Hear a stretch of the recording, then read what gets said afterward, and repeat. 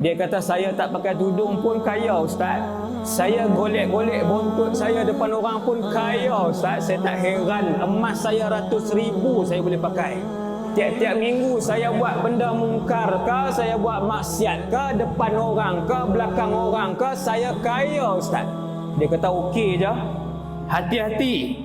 Kemuncak kepada kemurkaan Allah kepada seseorang ialah apabila Allah membiarkan kamu melakukan kemungkaran dan Allah tak pernah tegur.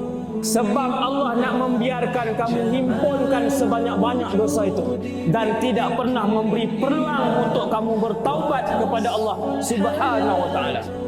Sebab Allah dah benci.